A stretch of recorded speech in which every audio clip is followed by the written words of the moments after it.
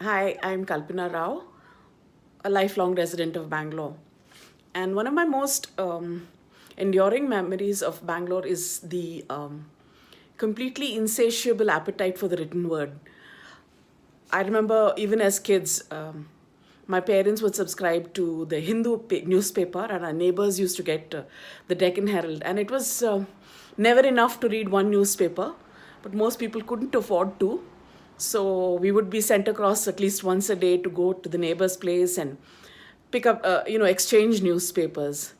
And it was not just that. I mean, there was this tradition of an annual magazine that would come out, the Diwali issue of most magazines, and the various families would form consortiums, and each family would pick up one magazine. And during Diwali time, there was a lot of sharing of these magazines too. It wasn't just the sweets and the crackers. There was the sharing of books and magazines that happened at that time.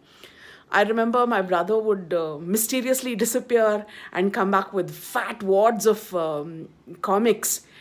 And the urban legend was, of course, that the exchange always took place in the graveyard, and I don't know why that was. And then we would get these stacks of comics, and there would be utter silence in the houses. The kids would be spread across in the various rooms and reading their own stack and then sharing the stacks. And it was great fun the way we spent our vacations exchanging comics and reading them. And my dream as a little kid was to have, and I'm honestly telling you this, my dream was to have a room which would be filled with comics and potato chips. It was just something that always stayed with me. I also remember my mother going to the city central library, as it was called.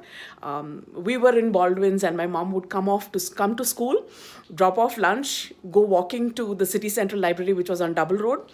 Um, the KH Road, as it's called now, and she would get her books, her weekly fix of books from there.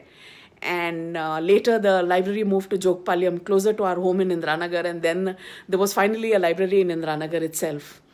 Within Indiranagar, we had this other tradition of, not tradition really, it was just a facility that we had where I remember it was called.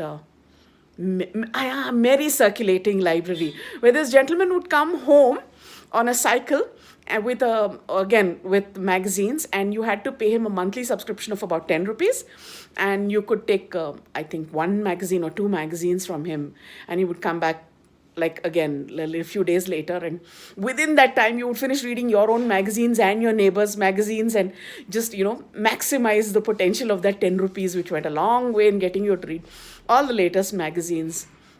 We always had circulating libraries in every nook and cranny, and people were always up to date with all the latest James Hadley Chase and Perry Mason, and a staple diet in every home. You always had PG Wodehouse, Earl Stanley Gardner. These were the books that were always there, and the aspirational ones, of course, were the Tintin comics and the Asterix comics, which came in a little later. Yeah, that's one memory of Bangalore that I'll always cherish: the love for the reading and the love for libraries and the love for getting books as free as possible.